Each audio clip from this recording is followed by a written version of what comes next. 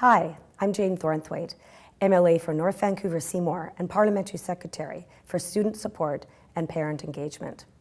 I'm also a mother, and issues of online safety and cyberbullying have come to my attention not only through my job at the legislature, but through my job at home. I believe we need to do a better job of educating children before we put smartphones in their hands. That's why I've spoken passionately about these issues in the House and in my community, and why I've created this educational video. I asked social media expert Jessie Miller to join me for a frank discussion with students and parents from Sherwood Park Elementary School in my riding. And together, we hope to educate others about the importance of being good digital citizens.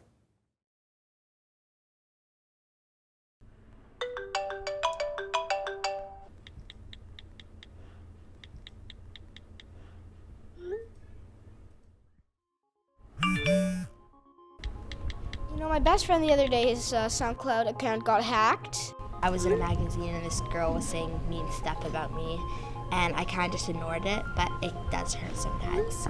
And people can swear at each other. My friend's YouTube account, people were posting negative comments on his videos. You know, I've seen that. It's definitely increasing. I've been in education for 18 years, and when I started there was nothing like this. It was just bathroom walls. And now it's constant. No longer are we dealing with the bullying issue 9 to 3 and ends when the kid goes home from school. No, it goes 24/7. And some of these kids are getting bullied all day and all night online. And I think it's our responsibility to give the kids the tools, the education, to try to deal with it.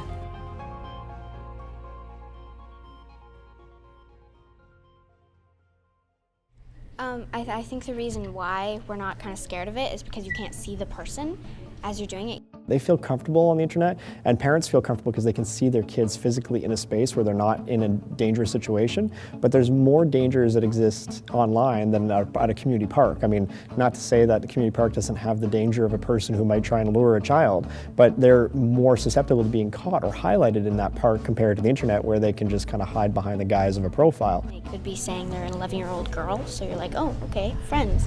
But they could be a 40-year-old man, you don't know. We've given kids a tool that allows them to connect with the entire world and expected them to very much have this understanding of, don't talk to strangers, post good things. But we haven't factored in the fact that they're children who make childish mistakes, and a lack of maturity and a lack of life understanding really plays a big role in that. So last night you fall asleep, you've got 402 people paying attention to you. You wake up in the morning, you got 403. Who's the new person? You don't know. Okay, wait. So guys, you're walking home, person following you home. Creepy weird? Yes. Creepy weird. You're at the bus stop. You're going to take the bus. You're going to go home. You're going to go up the hill. You're going to go down the hill. Whichever way you're going to go. Stranger comes up to you and says, I like your pictures.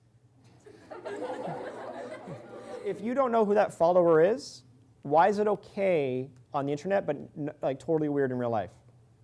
Think about it for a second. You have a person following you right now. You're 11, 12, 13 years old. You have no idea who they are. Why are they paying attention to a kid in British Columbia? Is it because they want to be your friend? Because you're taking great photos? Because maybe they want to talk to a kid? Could all those scenarios be awkward if they want to talk to you in real life? Could be. The hard part here, you guys, is that we don't necessarily know about the scenarios until it becomes a problem, until we hear about some story that's gone too far. When my kids, older kids actually, told me that Snapchat was one of these neat apps that they had, and they like to share photos. But it's okay, Mum, because they disappear within 7 seconds. And it kind of got me thinking, this is something that you don't pay for, and obviously there's some company behind this, and they're sharing photos, and then what happens to them? When it comes down to the internet, some of the things that we say and do, we just put them out there, but we don't really know where they go. We think it goes to that one person, but could a Snapchat photo not disappear? Could it be captured? I could take a photo of it? How do I do that? You press the top button, the lock button, and the home button together, and then it'll. Whoa! My phone just lit up. Yeah. Screenshots. You're telling me every time I press this, it's taking a picture of my phone? Yeah. What? I have like 5 photos now of my home screen. So wait. Let's say I'm using something. I send my friend a picture, and you said it's supposed to kind of go away, right? But my friend sits there and does this. Now they have that photo, and they could send it to other people? Yeah. That doesn't sound safe. That doesn't sound safe at all. Because I think that if I'm using something where I think it's going to go away, maybe, I don't know, maybe I want my friend to be respectful for that. Even if you post something, it'll probably be there for like forever.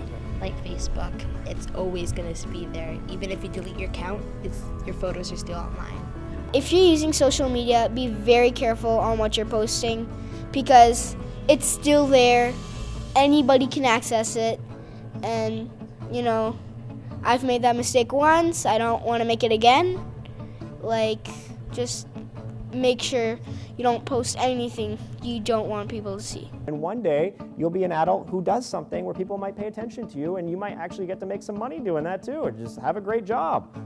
But right now, if there's a bunch of people paying attention to you because all you can do is take pictures of yourself and they want to follow you, it just seems a little bit creepy. And I do ask my kids questions. Certainly, they don't always want to tell me, and that could be a flag, or it could be that they just don't want to tell me. But I think they know that I care and that I'm very, very interested and concerned about what they do online, and if anything's happening to them, I'm sure they would come and talk to me. We have the support of the parent community in the sense that they've come to the parent nights and have been for years, so there's a higher level of knowledge and a sense of responsibility. Okay, I have to go and check my kid's Instagram account. It's not optional. You know, and he's very strong on that message, and that has made a difference. And I'll show you how this works. Before we started today, I took 15 seconds and I captured the social media that was happening in the city of Vancouver. That represents 15 seconds of my time.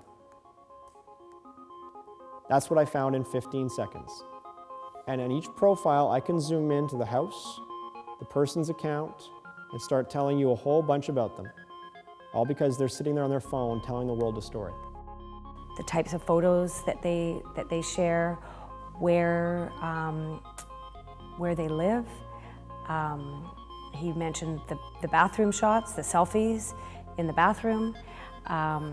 Lots of these kids know the inside of the houses of kids that they've never been in their house before. One of the biggest trends we see with BC youth when it comes down to documenting something of personal nature on Instagram is they take pictures of their brand new driver's license and they put that on the internet. And that includes your home address, their date of birth, full name.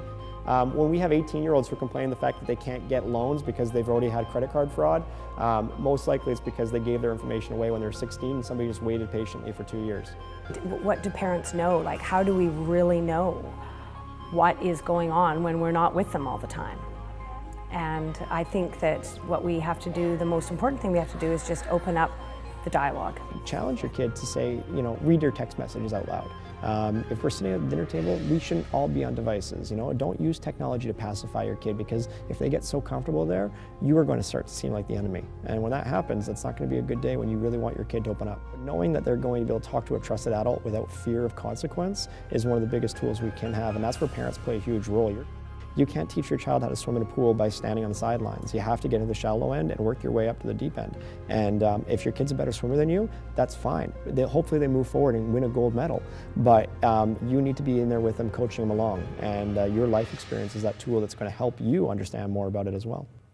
So today, ladies and gentlemen, as we think about our next steps, do you think that what you're saying and doing on Instagram today will still be around on the internet when you're in grade 12? Definitely. Definitely. And do you think about 5 years after that, when you finish university or whatever path you go on, do you think that stuff might still be there? And what about, let's add on 15 years after grade 12. Let's add on 17 years. What if you all of a sudden have a kid like I do, and your kid is using Google and they search your name. They find all those things that you said online. Will you have a hard time explaining some things maybe? Possibly, it depends on what the content is, right? Be the same person online as you are in real life. It's not a place to go and escape and be some dark alter ego who lets your dark side out and you're abusive and horrible to people. Be the same person you are in real life, and that's a bit of an epiphany, and especially for kids who are used to being in that online space where they're utterly unregulated and they don't feel a sense of emotional attachment to the people on the other end of their messages. So I think it all comes down to being positive digital citizens. In other words, treating people online like you would if they were right in front of your face.